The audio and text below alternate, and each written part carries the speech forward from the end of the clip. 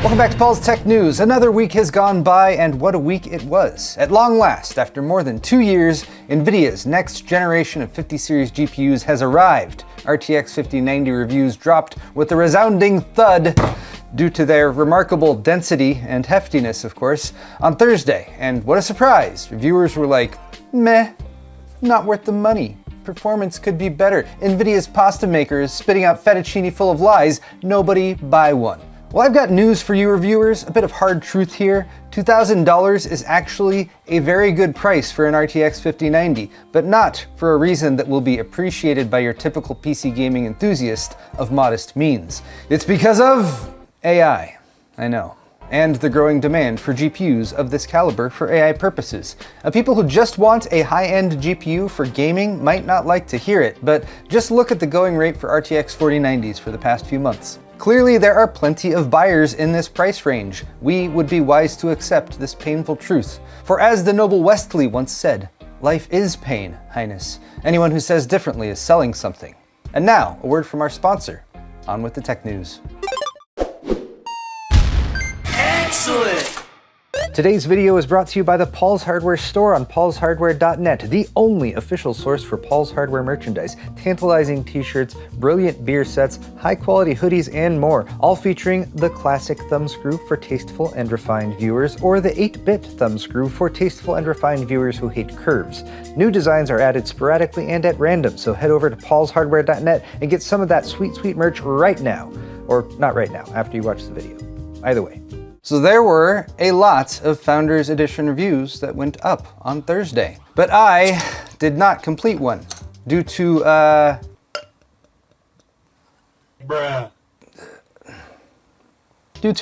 technical difficulties. But if I were to make a video attempting to salvage some dignity by explaining what went wrong while also giving a recap of 6 other people's 5090 reviews, I would sum up their overall conclusion thusly. The RTX 5090 FE provides a reasonable 25 to 30% raw performance boost over the RTX 4090 and has a genuinely well-designed 2-slot cooler, but performance improvement versus the 40 series is relatively disappointing compared to the 3090 to 4090 jump, and value performance per dollar, as well as efficiency, performance per watt, remain disappointingly flat.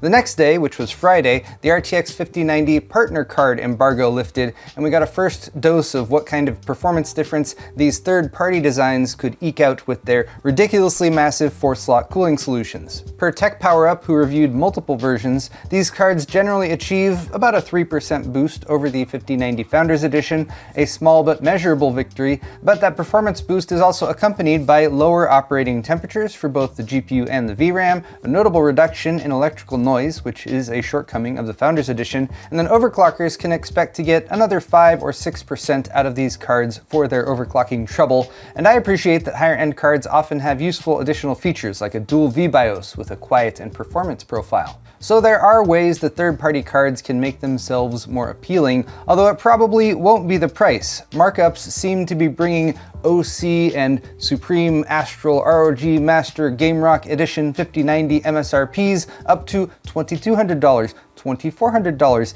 and in the case of the ASUS ROG Astral with 4 fans that we saw at CES, which was reviewed by eTeknix, $2,800, aka the price of a Founders Edition 5090 and a 5070 Ti, with a little gas money left over. Another interesting review snippet came from TechYesCity, where Brian dabbled with a bit of 5090 undervolting. He found that by dialing back to 900 millivolts and a 2.5 gigahertz clock speed, he was able to reduce power consumption by over 200 watts for the entire system, from almost 800 watts to 573, while Warhammer Space Marine 2 4K FPS only dropped from 133 to 125. So the 5090 clearly drops off in efficiency towards the higher end of its clock speed range, which means you can drop a lot of power draw and heat output with some modest tweaking. But did you know that this week's 5090 isn't even really the best 5090? The full-sized Blackwell die is apparently the GB202-200, not the GB202-300 that the 5090 just launched with. The 200 version has more of everything: 24,567 CUDA cores instead of 21,760,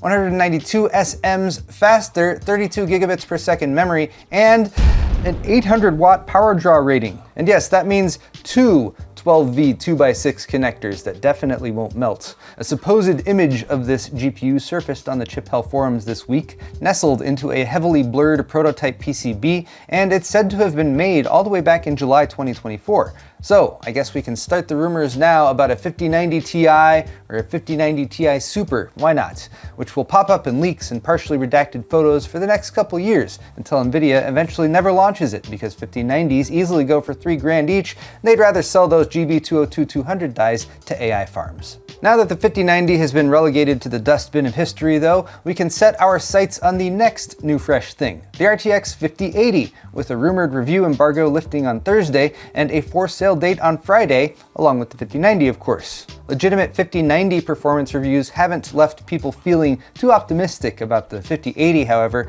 and these leaked benchmarks seem to back that feeling up. Geekbench database entries for an RTX 5080 show Vulkan performance that is just 22% faster than a typical RTX 4080 and just 6% faster when tested with OpenCL. That lead shrinks when compared to the 4080 Super of course, a GPU that Nvidia keeps leaving out of their official charts for some reason, and it also puts the 5080 behind the 4090, which would be a disappointment. Remember, these are still leaks, so let's wait for reviews later this week, and just to be safe, let's not get our hopes up for the $1,000 RTX 5080. You know what would be a better defense against Nvidia's aggressive RTX 50 series pricing and positioning? Other GPUs to buy, and those do exist. AMD's Radeon RX 9070 and 9070 XT, our best hope for mid-range competition in the near future, have already been seen in retail boxes, both the ASUS Prime and a Tough Gaming model. So why can't we buy them yet, AMD?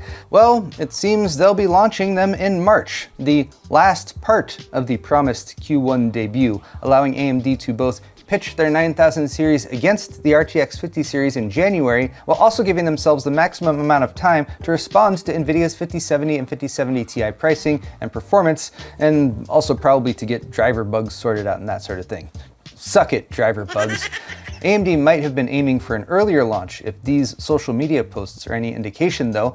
On Thursday, an AMD campaign launched for the 9070 XT with posts in multiple languages even, indicating you could play now with the new GPU that they're not launching until March. Way to swoop in with a well-polished PR campaign there, AMD. Still no word on pricing, where AMD will no doubt miss another opportunity to get a leg up on Nvidia, but as for when in March we can buy a 9070 or 9070 XT, best guess is the last week of the month, if B&H's listing for the ASUS RX 9070 XT Tough is accurate. It says pre-orders begin March 23rd, but that could easily just be a placeholder. With so much big tech news, we sometimes forget about the little tech news, but that's why there's Tech Briefs.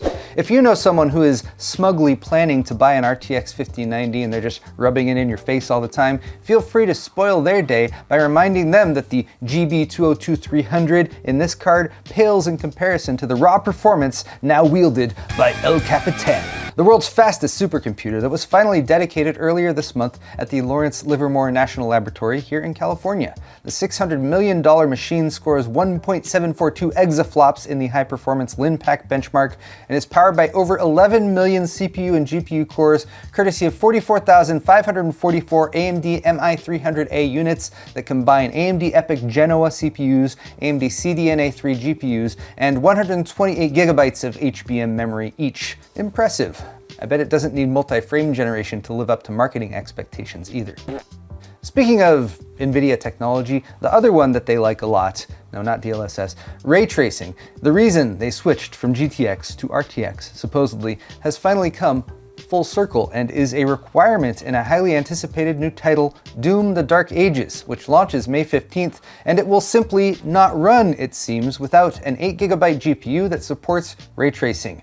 RIP GTX 1080 Ti holdouts. I guess this means you guys will all need to upgrade now. If you do manage to scrape by with those bare minimum 8GB specs, maybe you're using a more antique variety GPU like a RTX 3070 or an RTX 4060 Ti for example, you can expect to hit 60 frames per second, conservatively at 1080p low settings. This really does feel like the Dark Ages. And that is pretty much it. Nothing else went on this week. No more tech news happened. Stop it. I'm not going to discuss it. Mom and dad are fighting again. Let's just move past this, all right? So there you have it, guys. Tech news for the week. And if you liked it, click that like button or leave me a comment down below. While you're down there, all the articles I talked about today are linked in the video's description if you're interested. And you can check out my store at paulshardware.net for high quality merchandise, t-shirts, hoodies, beer sets, and more. Subscribing to my channel is always a good call too. Thanks again, everyone, and we'll see you next week.